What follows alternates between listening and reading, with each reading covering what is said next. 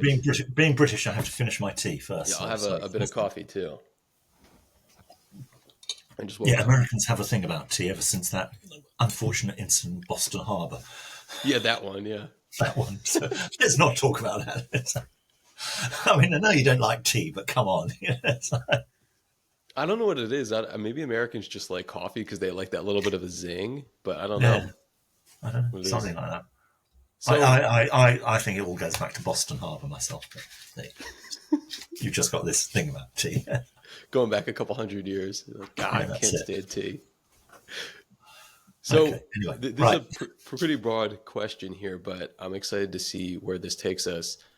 And Oh, I've are we been thinking recording about, it? yeah, we're recording. Okay, brilliant. Good. But I've thought about this a lot in my professional life that I just kind of started in the past few years. In your opinion, and what you've seen in helping organizations, people, what do you think separates a good manager from a great leader? Okay, so actually, you're speaking to the person who has discovered the only statistically proven difference between leadership and management. Okay, so stand by for this. As the author of both How to Lead and How to Manage and Myths of Leadership, Myths of Management, here is the difference. Leadership sells more books. Okay, proven. Right? If you want to sell more books, just put leadership in the title. Which, when you think about it, is a disaster for both leadership and management. Because if everyone wants to be a leader, that devalues leadership. And if no one wants to be a manager, that devalues management. And the dirty truth about this is that actually management's a lot harder than leadership. Okay, so stand by, and here's why.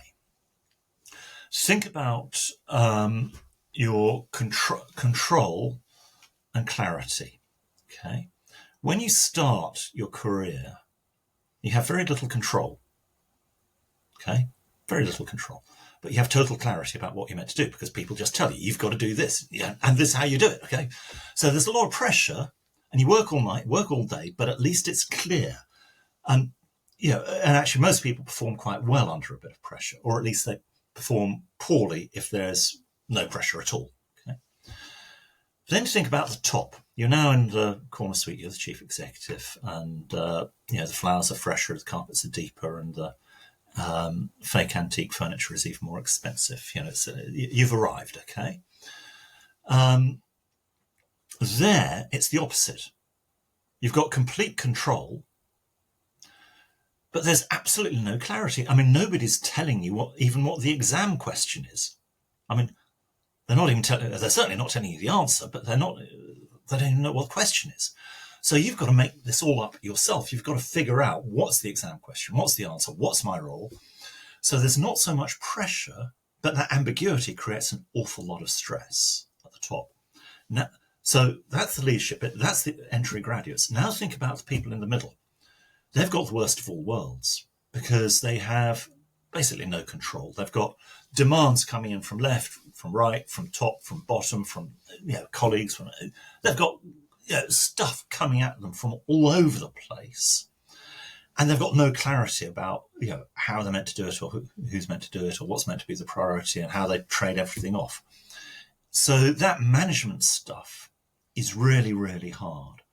And leadership. So let's just get on to defining leadership, actually, because lots of people talk about leadership, but they never define it. And if you can't define it, then literally you do not know what you're talking about. So with that one sentence, 99% of leadership books can be thrown on the scrap heap because they all talk about it, but they don't define it. Okay. So I've spent 25 years trying to find out what this leadership is all about. I'll probably need to spend another 25 years trying to find out what it's about because it's an easy question, but a really difficult answer. The best answer I've come up with, I've stolen from Henry Kissinger, the Secretary of State, long gone. And I don't know where he stole it from, but here it is. Stand by, get ready. Leaders take people where they would not have got by themselves. Boring. No, hang on. No. Before you all sort of run away and sort of go to sleep and all that sort of stuff, it's not boring. This is revolutionary and it's exciting. Here's why. Think about it. Leaders take people where they would not have got by themselves. That says that leadership has nothing whatsoever to do with your title. There are plenty of people with grand titles, such as chief executive or vice president or even president or prime minister. And if they're simply following public opinion or simply managing a legacy that they inherited, they may be doing a very good job of managing it, but they're not leading because they're not fundamentally taking people or the organisation where it would not have got by themselves. Okay, so you can think of it as leaders lead the revolution. Okay, but before, during, and after the revolution, you need hordes of good managers who make sure that the bread gets delivered and the trains run on time, or I suppose in America the planes run on time, whatever it is. Okay. So there is a bit of a difference there. Never underestimate how difficult and important management is, and it is actually harder than leadership. But of course, everyone wants to be thought of as a leader. Oh, and let me just make the point about leadership has nothing to do with your title. I'd always pursued this line, and I was in hospital recently after an operation that went awry. And because I'm a complete leadership anorak, that's a Britishism, incidentally, I was interviewing every single nurse, physician and porter that would come by my bed. And I'd start, talking about leadership. Of course, as a result, they discharged me early because they couldn't stand me any longer. But that's another matter. And I found there was one great leader. Okay. And he was, of course, a porter. And this is what he did. This is why I spot him as the leader. All the surgeons and ward people were getting infuriated because the porters weren't getting the patients to the right place at the right time, so operations get delayed, and it was all a mess, right? So this porter thought about it, and he said, "Well, look, the problem is that all the wheelchairs are kept at one end of this hospital, and it's a big hospital, and that's what management have said, that this is the wheelchair area and all wheelchairs must be kept here. But I know that there are a couple of unused rooms and cupboards in different parts of the hospital. So, with the other porters, he said, why don't we basically smuggle some of these wheelchairs through to these other unused places, and then, we'll be able to get everyone to where they need to be on time." At which point, of course, when management found out, they were furious. But then they started hearing from all the surgeons and the ward people that this system was working brilliantly, absolutely, because suddenly it's all great. At which point, of course, management decided it was their idea after all. But that's how these things work out. So, porter by title, but leader by deed, because he was actually changing the way things happen. So that's a really important message for everyone. It really doesn't matter who you are, where you are, what age you are, what your title is. You can lead. And even doing those small things which change, mark you out as a leader. Oh, and incidentally, he's now, I understand he's now aiming to become corporate counsel, of course. These things happen. But and he's going to become corporate counsel, I have no doubt about that. He's got it all. Yeah, he's got leader more or less in neon lights above his head. It's very obvious. So, is there a connection between leaders and innovators? Are those two terms mutually exclusive, or? Yeah, so that's a really great question, because innovators are sort of by definition taking people and organisations and everything like that where they would not have got by themselves. So they are leaders, and all entrepreneurs are in many ways very natural leaders. But they illustrate just how big the gulf is between leadership and management, because they wreak total chaos, basically, most of them. So when we started Teach First, which is now the largest graduate recruiter in the UK, we knew nothing about education, more or less nothing about management or organisations. That didn't stop us. We had no money, no team, nothing. And two of us got it going. I didn't want to become CEO because I'd had enough of managing people. So I let the other person be the CEO. And I made myself director of strategy because I thought, that can basically cover anything. I mean, I can do anything I want at that point. And in practice, what that meant was that I was pooper scooper in chief for the organisation. Because, my wonderful colleague, he was great. Teach First would not be there without him. Wreaked utter havoc wherever he went. But also wove some magic as well, entrepreneurial magic. And I think that is true of so many innovators and entrepreneurs that I've met. They have this vision, they have this idea, they have this incredible drive to make it happen. And they say we can talk about that in the context of resilience, because I think when you really have an idea that you passionately believe in, you suddenly discover a bottomless well of resilience, because you don't even have to think about it. It's just totally natural to you. But the problem is you think that everybody else should be working 25 hours a day as well, and they should care as much about your idea as you do. But the reality is nobody cares about your baby as much as you do. So there does tend to be a real mismatch there between what the entrepreneur and innovator expects and what everybody else expects. So it's a great question, and it's which I've not had before, actually, but it does make you think a little bit about management and leadership and innovation. Yeah, good. Well, I think it was interesting, like everything that you were saying about leadership and management. And with management, you were saying that there's no clarity, and that can make it very, very difficult. And do you want to touch upon a point there? Yeah, so it is really difficult because you've got all these competing demands on your time, and all your colleagues are your competitors as well. And all your colleagues are essentially competing for the very that same limited pot of top management support, time, budget, effort, etc. But you can't get things done without your colleagues. All right, so you're competing and collaborating at the same time. So, this is the real paranoia zone where life is bluntly really, really hard. Now, there is a flip side for that. That if you look at it, managers sort of select themselves into 2 or 3 fairly distinctive groups here.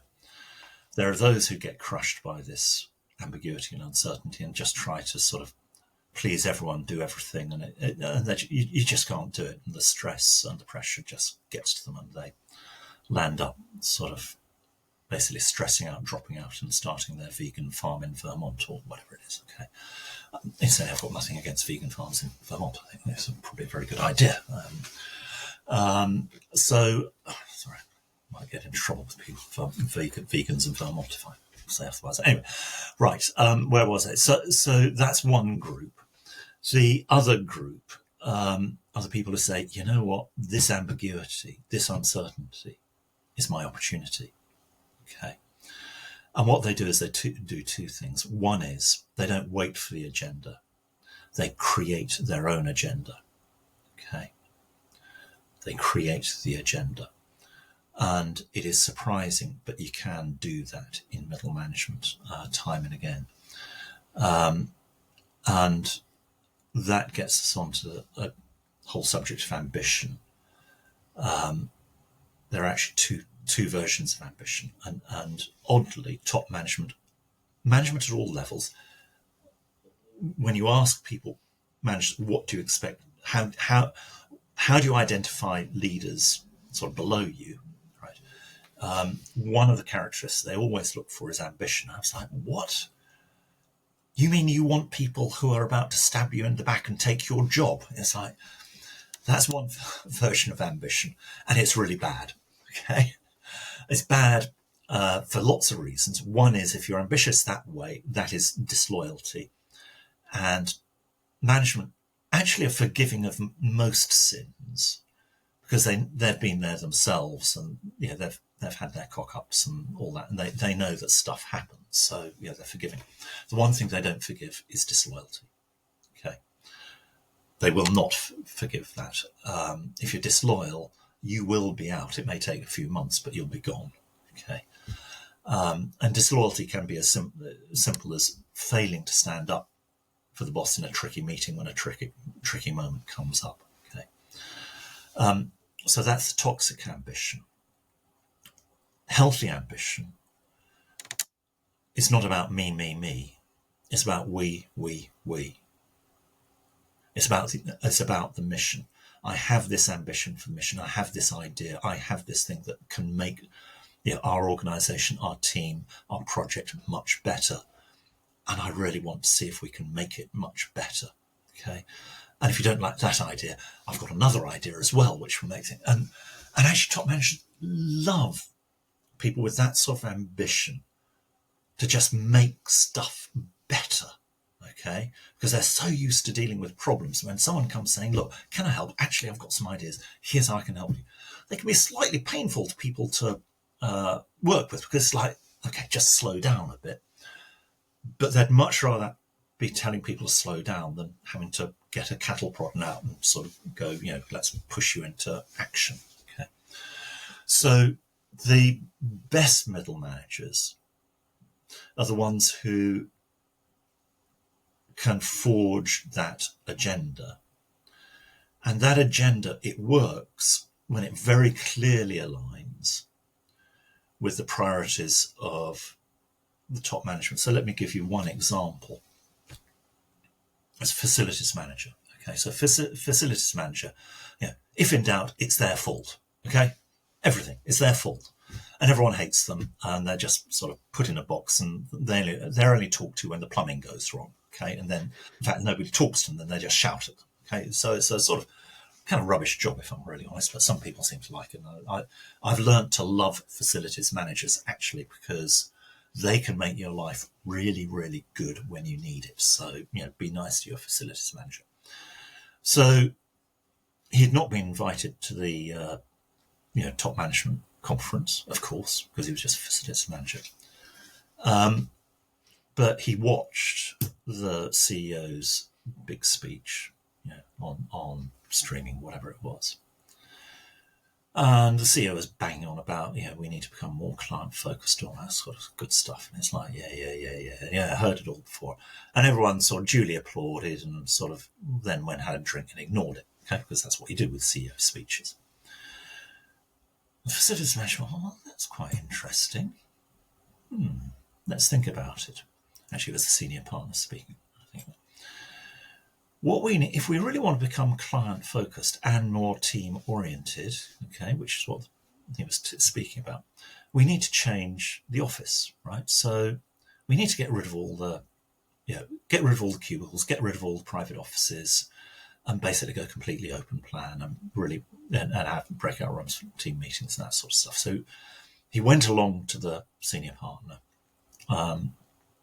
And made this suggestion. The senior partner was absolutely delighted because someone had actually been listening to him and he had come up with some ideas. Oh, and incidentally, he was going to save a lot of money, so the senior partner would make more money as a result. So, he was totally delighted by this until, of course, the facilities manager said, and of course, you're going to have to set an example. So that means your office is going, matey. And I suddenly went, oh, shit, I've been done. But that's a really simple example of just listen to what the agenda is. And you can, as another example, chief risk officer, okay, of a bank. Everyone hates bankers. So who do bankers hate? Answer: they hate the chief risk officer, right? Because chief risk officers stop them doing really stupid stuff. So he's got a job even more hated than the facilities manager. And again, the chief executive of the bank was saying, we're going to become the most client-focused thing in the bank in the country. Boring. Okay, fine, whatever, right? Everyone ignored him. They started continuing to do their dodgy deals. And chief risk officer, who was hated by everyone else, thought, well, hang on, what on earth that got to do with me, right? I thought, well, I know what I'll do. I'll spend one day a week in a branch or something like that, just seeing how it all works. from the client's perspective. And he told the chief executive he was going to do that, and the chief executive kind of fell off his chair and like, blimey, someone's listened to this, quite interesting. I may have to talk to you again, that's okay. And over time, the chief risk officer found that there were all these processes that actually were duplicated or were just getting in the way. They were just stupid, not necessary. He was able to massively simplify. And of course, suddenly the chief risk officer went from being sort of, I hate you and would you just keep out of my way, to suddenly, you know what, I think you and I need to work together quite closely, right? So forge your agenda, make it relevant to the top management, and suddenly you'll find, you've created that clarity. You've got that sense of purpose. You're in control, and life suddenly becomes a lot better, and you'll be making a difference. And actually, the chances are you're going to be on the fast track for promotion as well. So it's like kind of all good. So take control. And take control by taking control of the agenda. So one more thought on that. How do you take control of an agenda? Look, there are endless times where you're in meetings. Actually, I was talking about this at King's College London yesterday, where this whole topic came up, some lecturing. So there are endless meetings where there's a crisis, no one's quite sure what to do, or there's a new opportunity, no one's quite sure what to do. And most people start sort of gazing at their laptops and trying to avoid eye contact, because, if you step up, you might get shot down, and actually you might get extra work, and it's all going to be a bit of a nightmare. It's a bit risky. And it's much safer to just follow the herd, right? But if you're following the herd, by definition, you're not leading the herd. You're a follower, not a leader. So this is the moment. These are those moments of truth, crisis and opportunities in meetings. They always come up. Are moments of truth where leaders step up, followers step back. That's your opportunity to take control of the agenda. And you don't take control by saying, I'm taking control of the agenda, right? Because everyone would shoot you down then. You just say, you know what, I've got an idea on this. Why don't we try X? Okay. And everyone's going, blimey, if they want to try X, I'm keeping out of this, because that sounds like a lot of work, right? Suddenly, bang, you're in control. You're the person with the plan. You're the person with the idea. Everyone's going, yes, please, you just do it. You're right. And those are the moments where literally you can see power. You can see power shifting across the table to that person. Bang, they're in control. Very dramatic moments if you're actually looking at what's going on, and that's where it's worth thinking about the nature of power, because historically people have always thought of power as being formal power. You higher up the organisation you go, the more budget, the more staff, the more decision-making rights you have. That's formal power. That's good. That's useful. Okay, that's fine. But in today's world, that is never, ever enough. You never have enough decision-making rights. You never have enough budget. You never have enough team. Okay. You need to be able to amplify that formal power. You need to amplify your ability to make decisions and have teams and all that. How do you do that? You do that by building your informal power. And informal power comes from a different set of attributes. It comes from being in control of the agenda, number one. Okay. Number two is about having your network of trusted allies around the organisation and beyond the organisation. So these are people that don't have to work for you. They don't have to prioritise your needs, but they want to prioritise your needs. And if you think about it, that's very, very different from formal power. I'm telling you to do this. Well, okay, I'll do it, right? Because I've been told to do it. Versus, actually, there are 7 people I've got to help. Who do I put to the top of that list? Well, actually, I know this person. She's really good. I like her. I trust her. I'll put her at the top.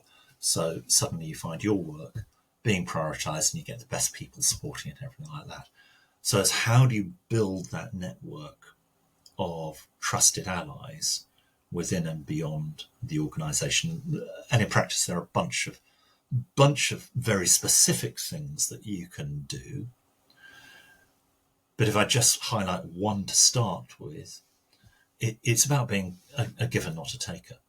Okay, so in the old world of formal management, you really didn't need all these nice relationships everywhere. You just need nice relationships upwards. I mean, kiss up and kick down. That whole shtick. That's all you needed. And in that world, it was all sharp elbows, and you were a taker, not a giver, basically. You had to beat everyone else. In this new world, where you need these networks of allies and supporters, this networks of trust and collaboration. If you're a taker the whole time, people just won't want to work with you. It's as simple as that. Whereas if you're a giver, people are much more inclined to work with you. And giver isn't about saying, oh, I'll spend my next 3 months just working on your harebrained idea. It can be the stories I hear, they're so simple. Like, there's one person, world's self-confessed worst EA. She has now become general counsel. So how did she work her way from that to the other? Lots of things she did, but she was building her network of support. And one of the things she did was, when she was on holiday in another city, she'd just pop into the local office of the firm, meet some of the other EAs and potential sponsors and people like that, and just say hello. Right? And everyone would be stunned by this. It would only take half a day, but they'd be stunned. And suddenly this remote relationship would become a real good personal relationship. And if any of them said, oh, well, I'm thinking of going to wherever it is, have you got any recommendations of where I could go or stay? She would always just follow up and go, we had that conversation. Here's the list of restaurants, or here's the sorts of hotels you might want to stay at. Just bang. It's those little things, those little gives the whole time. And people go, oh yeah, she's really good. I really like her. I trust her. I'll definitely do something for her. Okay, so that sounds soft and fuzzy. It's not. This is about power. Simple as that. Don't rely on your formal power. It is never going to be enough for what you need to achieve. You have to amplify that formal power with your massive amount of informal power as well. And if you can do that, then you're basically off to the races. Okay, be great. I think that point, it can't be overstated enough. And I guess to play a very real devil's advocate, I've seen this way too many times in my own life, and I'm just beating on the door of everyone else who's had this. But in the 48 Laws of Power, the first law is don't outshine the master. And as a graduate student, and then as an employee, as someone on a team, I'm always there. I just like to have fun, want to be a giver, not a taker. And then somewhere along the line, whoever is over top of me feels a little bit pushed, a little bit swayed. They feel like I'm competing with them. And I'm like, hey, we're on the same team here. And I know I'm in the same exact position as probably millions of other people in history who don't try and outshine the master, but the master ends up being like, hey, remember, I'm in charge. What does someone down below do when they're not trying to outshine the master, but they're trying to, be a leader, so to speak, like the person you were talking about in the hospital? Yeah, so that's quite common, and I had one particularly defensive boss who, on his first day, on my first day with him, he said, "Don't outshine me, don't outsmart me, and don't outflank me." Okay, that's fine. So at least I know what I'm dealing with here. So there are some responses there. Okay. One uncomfortable response is, if your boss is a jerk, find a different boss. Seriously, okay? Because jerks are jerks. They're never going to change, and they're going to block you. Okay. And ultimately, it is your responsibility to manage your career, and you have to find the right bosses and right experiences. And we'll come on to why that is so important. Do not rely on the HR systems ever. Okay. Because actually, let me just touch on that a little bit. This is really clear at promotion time. I've been doing a lot of work on how people really get promoted. Okay. And every firm has these big HR policies and promotion criteria and development stuff, and MBO, all this kind of litany of 3-letter abbreviations that you've got to sort of wade through. And they're all pure meadow mayonnaise. Sorry, think about what balls put on meadows. Okay. So, and why is it meadow mayonnaise? Because when you ask people how the decision's really made, what they say is, here's what happens. First of all, we decide who we want to promote. And then we look at the HR criteria and we fill in the HR criteria to justify our decisions. We never use the HR criteria to make a decision. We just use it to justify the decision we want to make. Okay? And I have seen this in action. Whereas promotion commission was sitting around, and there are all these promotion recommendations, great big thick wadges of recommendations. In the old days of there was actually paper everywhere. Those papers weren't looked at all. Okay, first candidate was up for review, and of course, without the candidate there, naturally. And the chair of the meeting said, right, who knows this candidate? Someone said, oh yeah, I know her. She was really helpful to me on something, on a project. She wasn't working for me, but she just helped me out. I think, really good. Fine, she's in. Next one. Anyone know this person? Was he the idiot who asked that stupid question at the town hall meeting? Everyone rolled their eyes. Oh, God, gone. Okay. Another one came up, and there was a little bit of debate about that, but there was one person in the room who was really rooting for her. And it's like, fine, fine. If there's one person rooting for her, we're not going to object. Okay. That's how decisions are really made. So think about it. All the big decisions about your career are going to be made when you're not in the room. So who is going to be in the room rooting for you when that decision is made? And if you rely on your line manager, well, that's called hoping to get lucky. But I've got to tell you, hope is not a method and luck is not a strategy. Okay.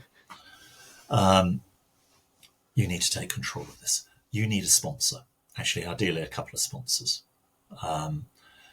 And surprisingly, it's quite easy to get a sponsor because senior managers have been in your boots before. They know what it's like, and they are actually human beings. They do actually want to help. I mean, it's really surprising. That you look at these old farts and you go, God, blimey, they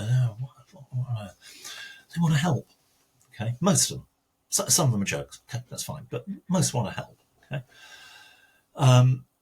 So that's the first bit of good news. So how do you get them to sponsor you? Well, just start helping them. Just start helping them. Okay, they've got a speech to write. Oh, I'll help you on the speech. Or they're wondering what's happening in part of the market. You go, well, I'm out there. I'll find out. Or they just want to know what's happening in the bowels of the organisation. They're at the top of the mountain. They have no idea what's happening at the bottom of the mountain. They want to know, and they don't trust the formal reports. So if you can be whispering in their ear, this is what's really going on. And if you can be whispering in their ear, this is how you use a laptop, because they're still trying to figure that out, that also helps them. Okay. So you can actually do an awful lot to help them. Now in low power distance cultures, more democratic cultures like America and UK, you can then just ask this person, well, I need some help. Will you sponsor me? I'm trying to figure out how to get, and they'll go, yes. In cultures of more high power distance, like lots of Asia, you're not so explicit about it. It happens organically and implicitly, but it's just as powerful. Okay. So that gets back to your earlier question: what do you do if your boss is one of these people that doesn't outshine you? Always have a plan B. Never rely just on your boss. Try and find that sponsor, because that sponsor will also be able to counsel you about, yeah, actually, we know your boss is a jerk, okay, and will be able to help you navigate your way to other opportunities.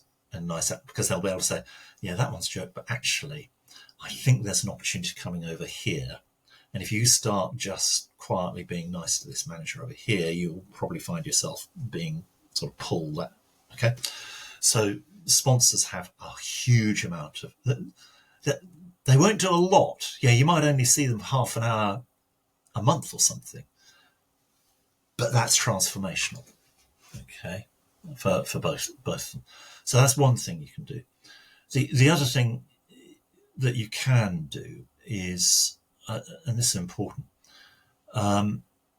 when you've got a claim to fame, hopefully you do good stuff and all that. And before that, don't outshine them. Okay, be loyal, because outshining them is disloyalty. Okay, and they will take revenge, which poses the problem when you do something good. How do you? It's not enough to have that claim to fame. You've got to stake your claim. So how do you stake your claim to fame without outshining your boss and without being a jerk to all your colleagues? Okay, because if you say, go around blowing your trumpet saying, oh, I did this, I did that, everyone will hate you. Okay? So you won't succeed. So here is the politically savvy way of claiming the credit. You give it all away. You give away all the credit. So when a project has been a success, you don't say, I succeeded. Well, look at how brilliant I am. Instead, what you do is you go around and just say, I just want to thank so-and-so for doing an absolutely brilliant job. This project, which was a success, would not have been possible without them. Okay? And you make sure their boss hears it. Okay? Now, suddenly, that person will love you for life. Okay? Because you've just given them a massive dose of praise in front of their boss. Victory. Okay? And then people are going to start going, well, hang on. Who is the person who's giving away all the praise? It's you. Well, the only person who can be giving away all the praise is clearly the person who was at the centre of it and knows what was happening. So actually, you must be the person that was really driving it. So now you get double brownie points. First of all, for being the person that clearly drove it all, and second, for being a great team player and giving away all the credit. So suddenly you go from being the jerk trying to claim all the credit to actually being the genius who gets double the credit without overtly claiming it. And again, that's another example of how in this new world it's the givers, not the takers, that will succeed. In the old world, the takers would have just gone, look, me, I did this, aren't I great? And that's painful. In the new world, you don't do that. You give away the credit, but in a very structured way. And another way of doing it is just hold a lessons learned session. Yeah, this project's been a great success. I think we should try and learn from it. Let's codify it. Let's get it into the knowledge base, do all that stuff, pull everyone together, make sure a couple of top people come in to see it. And again, that's another way of just going, actually, I did it all, but without just bragging. Okay. So there's lots of small things you can do there. But I gave you three, I think. One is find a new boss, which is probably possibly helpful. Actually, 4. 2, don't outshine the boss because that's disloyal. 3, find a sponsor. And 4, make sure you do get your claim to fame and stake your claim, but by giving away the credit, not taking the credit. Sorry, just got there. How often, when you got up that last part about giving away the credit, it reminds me a lot about when Nikola Tesla initially came to the United States and worked for Thomas Edison. And right. Edison wasn't as intelligent as Tesla, but Edison was more persistent than Tesla. Tesla didn't really understand the whole business thing. And Edison took a lot of credit for a lot of Tesla's initial inventions when he worked for him with like direct current and alternating current. How often does that happen nowadays, that someone will willingly or unwillingly give away their patent, give away their idea to the boss, the manager, the master, and almost get no accolades or credit for it? Because that can be scary if you're an innovator and you're trying to be a leader. That can be a scary thing. I'm not saying that everyone's going to be a Tesla or an Edison, but it really just brought me back to that story. Yeah, look, there are some bits where if you have a really good business idea like that, you got to protect it. I mean, that is all patents and trademarks, because there are, yeah, most people are pretty good actually, but there are, even if only 10% of the people, 5% of the people are scumbags, that's enough, because it only takes one scumbag and they'll run off with your idea. So you do need to understand that. I discovered that personally when I developed a great idea for a bank, a middle market bank, focused on $10 to $100 million turnover businesses. I can go into why that's a great idea, but not now. Got all the funding lined up from a bank that wanted to develop as a competitive offering. Okay, that's great. And then basically they thought about it and said, you know what, we're just going to take the idea. Okay, we're just going to take it. And I consulted the lawyers, and there is no legal protection for a business idea, which is one of those slightly unfortunate things to discover after you've spent 6 months building it. So yeah, look, you've and I can't really complain, because hey, I might have been tempted to do the same in the same position, but it's just frustrating. So there are points where you just have to be really clear about this. Having said which, right, if you're a social entrepreneur in the not-for-profit world, just talk to anyone and everyone, because people aren't going to steal your idea because they can't make money from it. And actually, by talking to lots of people, what then happens is, A, you improve the quality of your idea, but B, you automatically recruit your team of your actual team plus your supporters, and it's really clear and obvious, because as you talk about your idea, you'll find some experts where when you talk to them, all you'll hear is the sound of air being sucked over their gums, like ooh, and ooh, and they'll start asking you unhelpful questions that sow doubt in your mind.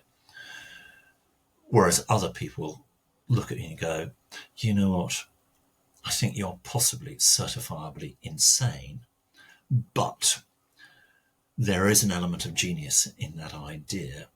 And actually, here's how you could convert it from being completely insane to being actually more genius. Boom, boom, boom. Those people have just voted themselves onto your team. So you improve the idea and you build a team at the same time. So and you can do a certain amount of that also within the organisation as well. Okay, because within the organisation, most people are just too busy worrying about, am I going to make this quarter's numbers? So they're not going to, the last thing they want is to waste their time trying to, nick your idea. It's like, but they'll happily give their opinion. And some of them will be sucking air over their gums, and it's like, fine, I'll listen to you, but because it helps me understand some of the risks, goodbye. Others will sort of vote themselves on by being helpful and constructive for you. So, if you've got a half idea within the organisation, absolutely just go for it, and just take advice from people. You're not trying to sell the idea. Just say, look, I've been thinking about this. I just want to get your thoughts. Is this insane? Does it work? How would you make it work? And the best way to sell an idea is to ask people for advice. And they'll reveal their hands very easily at that point. And that goes back to that idea of indirect leadership, that Yeah, people will respect you for it and they'll buy into your vision, so they want to indirectly or directly be on your team just to help exactly. you along the way. What Exactly. we had kind of brought up this idea of resilience before, and I want to tie that to the theme of leadership.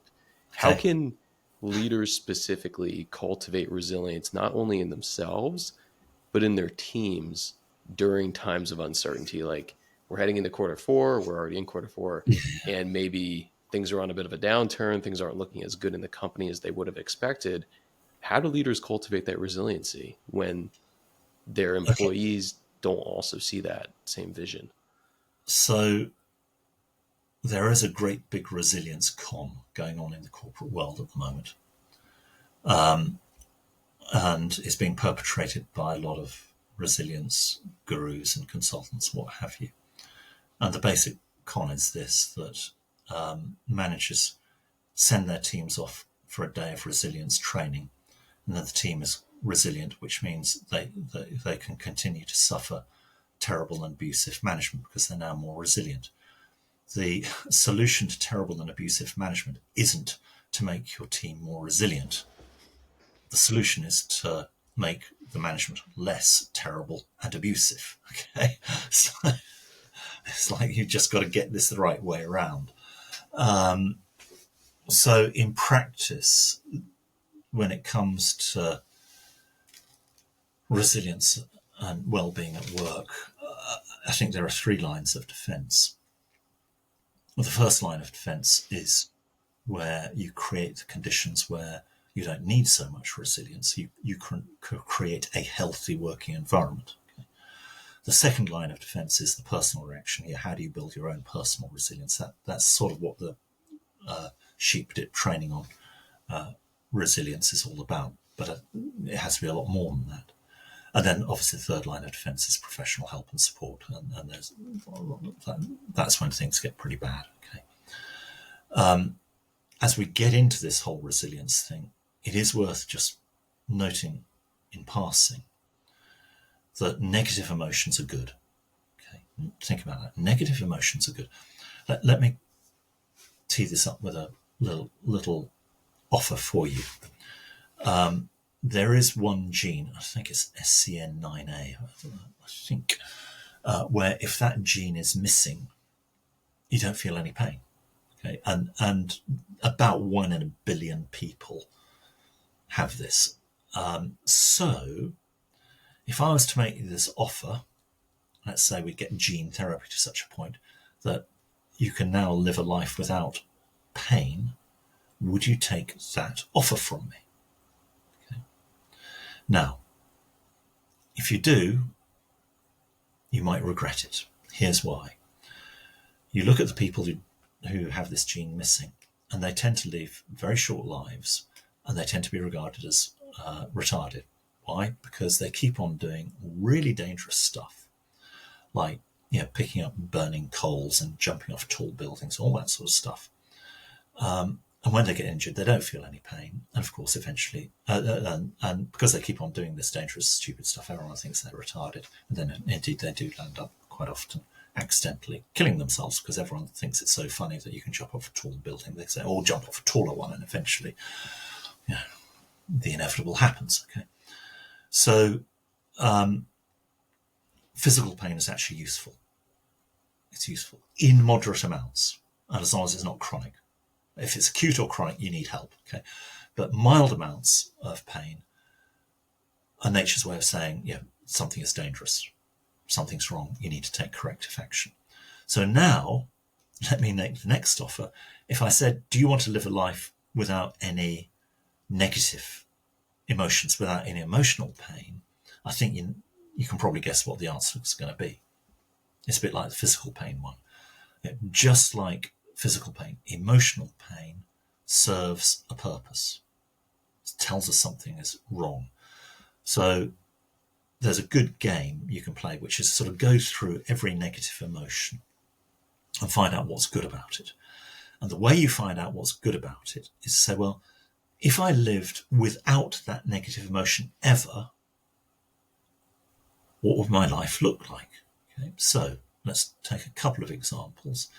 What if you never felt any anxiety about anything ever? Right? Isn't that lovely? Right? Isn't that great? Except, would you actually prepare for that exam? Would you prepare properly for that big presentation to the board? Would you really be worried about meeting that, quarterly budget? Okay. Anxiety actually helps drive us to achieve what we need to achieve. Okay. So when you're a bit anxious, that's like, okay, that's a call to action. That's good. Okay. Let's take another one. Regret. What is the point of regret? I mean, that's looking backwards. I mean, what is the point? Well, actually, when you're out with your friends on a Friday night, you're going out for a drink. Okay. Incidentally, in the English language, a drink is a very peculiar grammatical object. It is a single plural, right? Because there is never a drink. It's always multiple. A drink is a multiple. Okay. There are always several drinks involved, right? And after several drinks, you're beginning to feel a bit worse for wear, and judgment is going. And someone says, "Oh, now let's really get going here. Let's get on to the hard stuff." Right? This is where regret is really useful, or at least the prospect of regret. If your judgment is saying, "Hang on, what's tomorrow morning going to feel like? Oh, I've been there before. Do I really want to go there again?" Okay. So that prospect of regret is actually really useful to just stop us doing kind of stupid stuff, basically. So every negative emotion is there for a reason, and it's a warning sign to us. And if you want to find out why it's useful, think of how your life would be if that negative emotion didn't exist.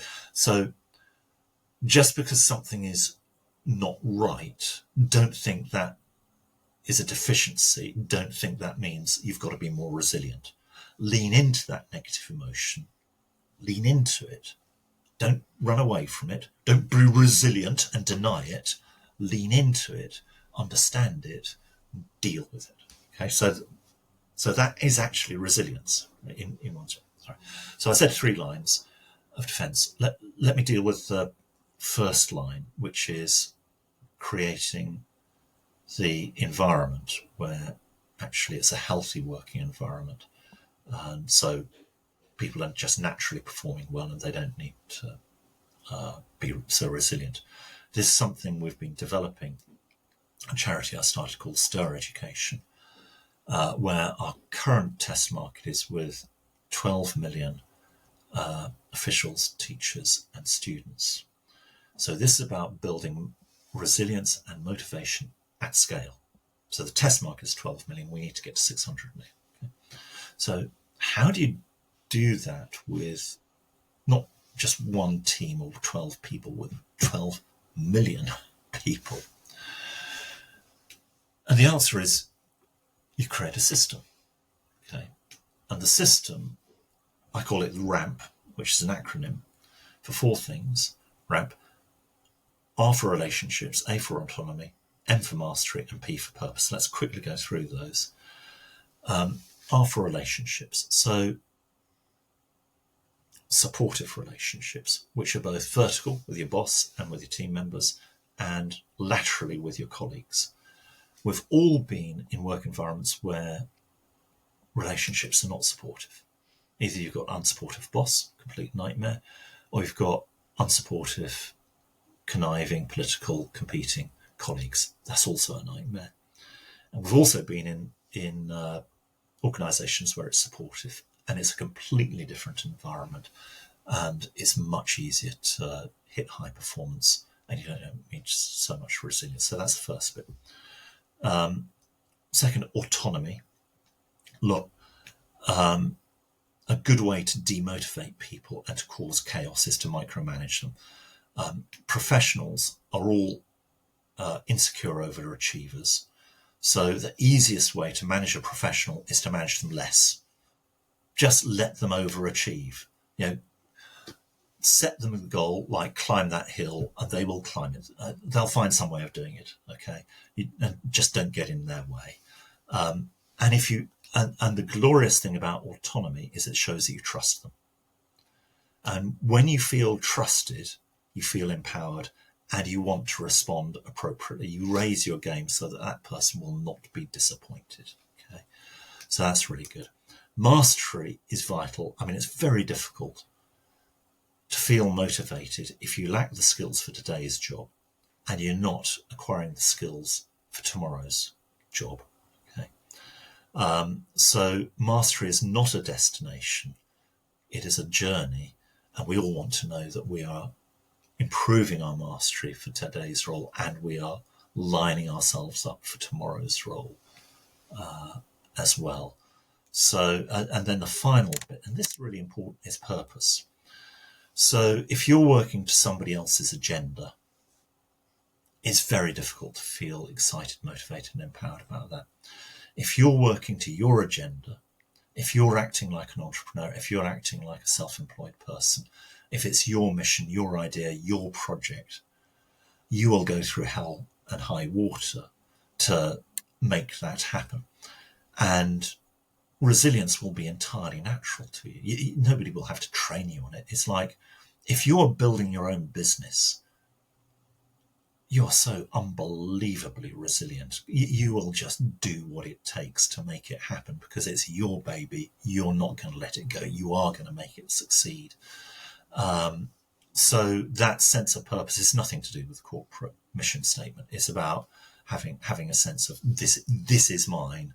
I'm committed to it. I want to do it because for me. Okay, and then you will make it happen. So don't act like a disempowered mid-level employee working on somebody else's agenda.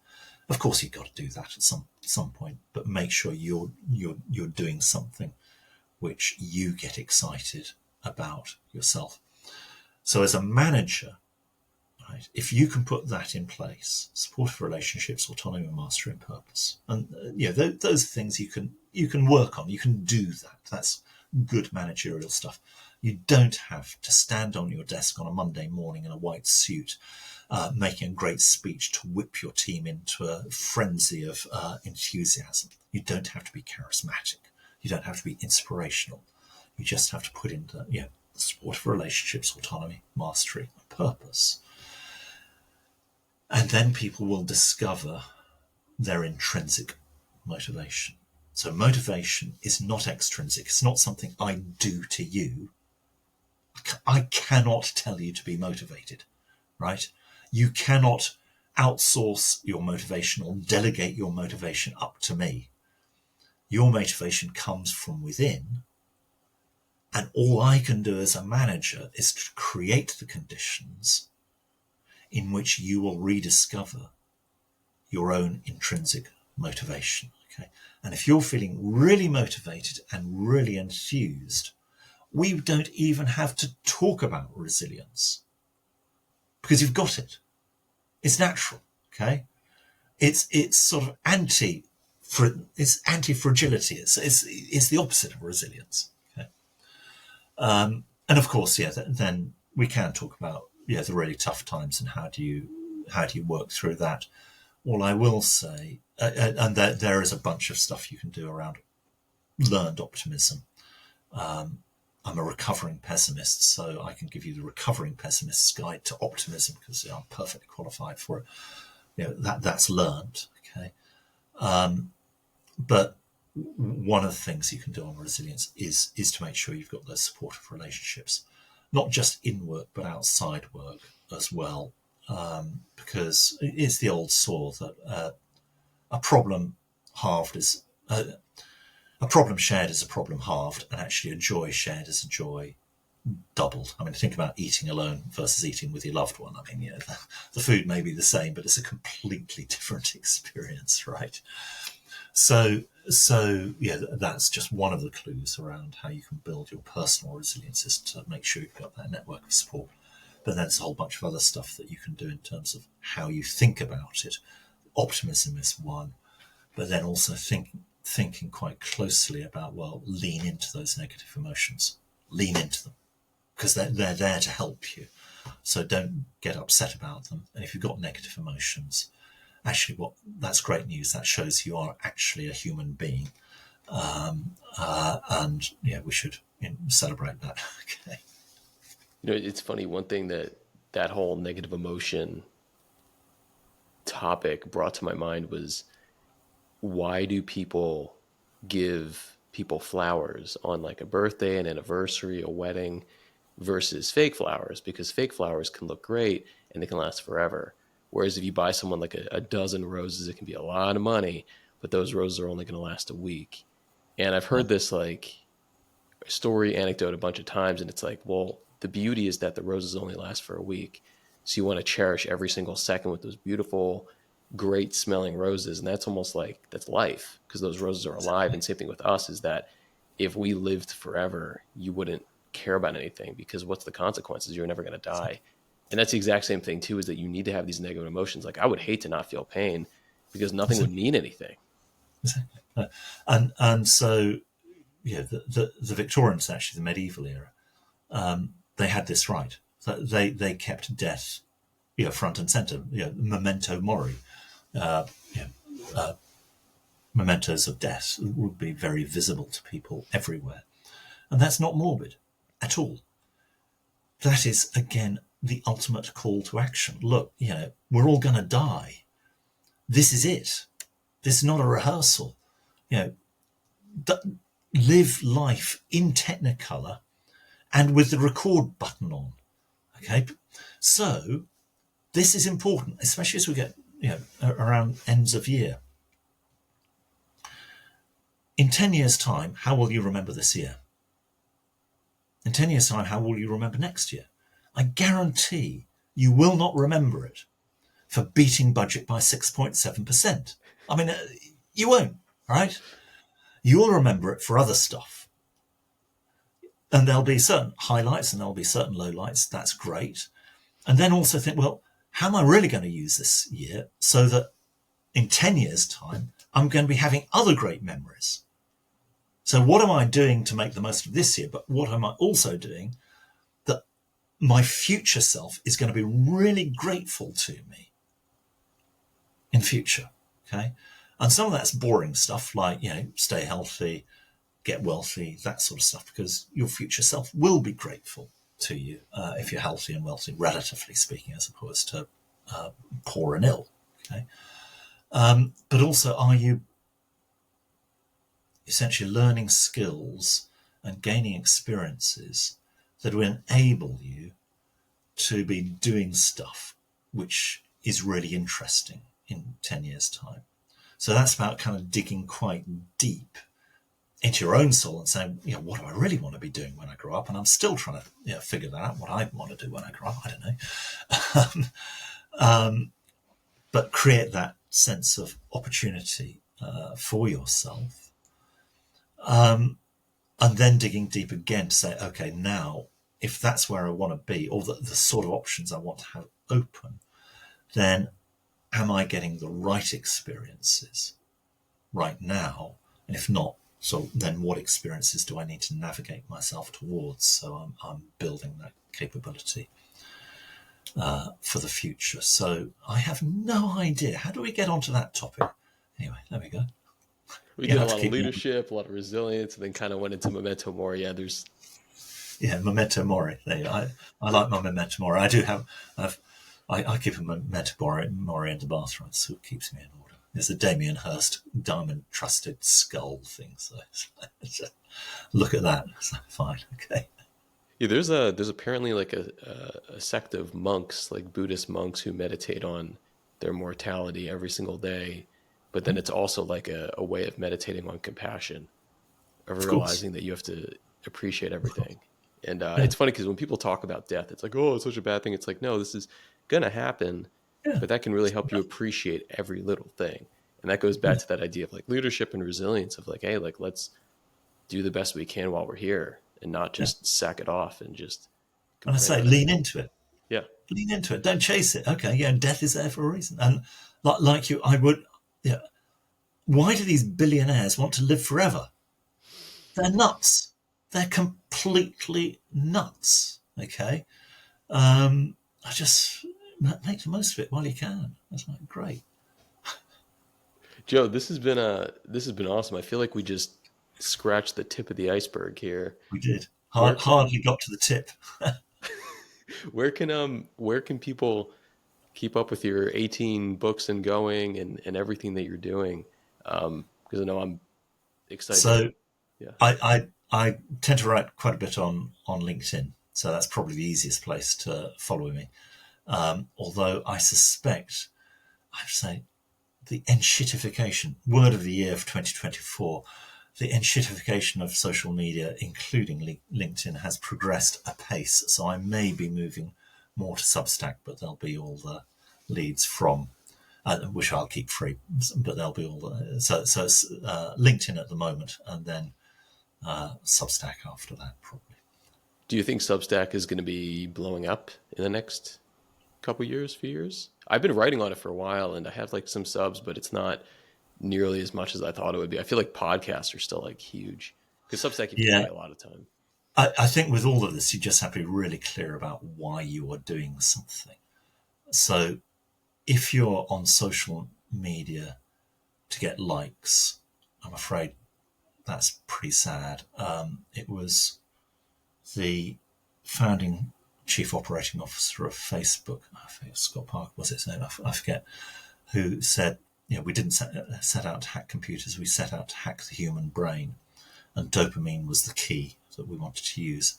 And all the social media companies have been sensationally successful at hacking the human brain. And dopamine is the key. Every little like is a bit of dopamine. So I think getting hooked onto that dopamine gig is not great. You just have to be clear about why you want to do this. And then you don't worry about likes, followers, whatever it is. But you're achieving what you need to achieve. So use it. The social media, they're all tools. And you've got a question, are they tools that the social media managers are using on you, or are they tools that you are using for your benefit? So who's in control, and why? And if just be really clear on that, and you'll be able to use it well. Absolutely. So should I link them to your website, your LinkedIn, budding LinkedIn's Substack? Okay, LinkedIn. Yeah, Yeah, LinkedIn is the best place to go at the moment. So I think that's where I found you. So yeah, that's great. Okay, good. Jo, thank you so much. This has Well, it's been a this great has been pleasure. brilliant. We'll have to run this thing back in like a little while to keep going with some of these topics here. But thank you for today. Listen. All right, thank you.